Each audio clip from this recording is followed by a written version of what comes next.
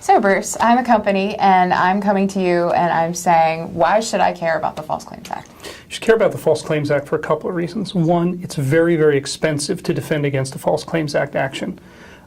Even if it's not having any merit, it's very expensive to defend because you're dealing with the government and you're also dealing with a private litigant.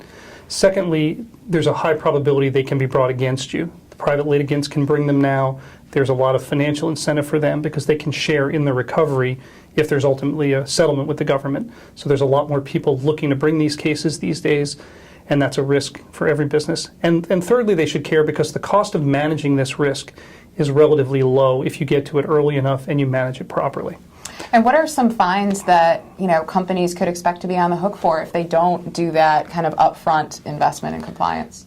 Well, just in the past year, we've seen some settlements in the hundreds of millions of dollars, close to billions of dollars, trebling of damages. The numbers can get very big very fast, and that's why it's well worthwhile to invest a little bit of money up front to manage against these risks and try to minimize them.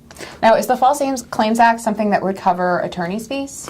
Yes, that's the part of the risk, is that the plaintiffs can recover both a part of the recovery that the government gets and their attorneys can get their attorney's fees paid by the defending party. So as the defendant, our client could be looking at both a fine to the government and paying the other side's attorney's fees. Let me ask you, in the FCPA area, a lot of our clients think, why should I worry about Foreign Corrupt Practices Act? I'm a good company, I train my people well here in the U.S., what do I have to worry about? Well, I think that you have to worry about, first of all, just the staggering cost of the disruption to the business that any kind of inkling of an FCPA violation could cause. I think last year in enforcement actions, it was $700 million.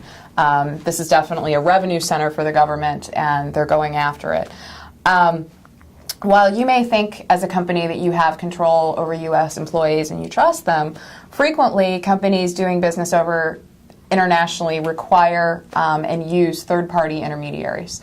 And in doing so, they think that the use of these intermediaries will free them up from liability under the Foreign Corrupt Practices Act, and instead it opens them up to liability.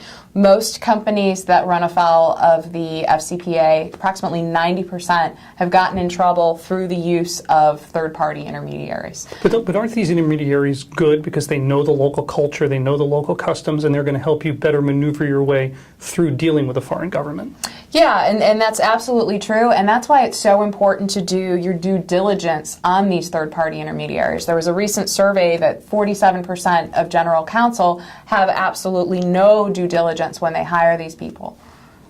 So a good third-party intermediary is worth its weight in gold, and similarly a bad one can also really, really damage a company.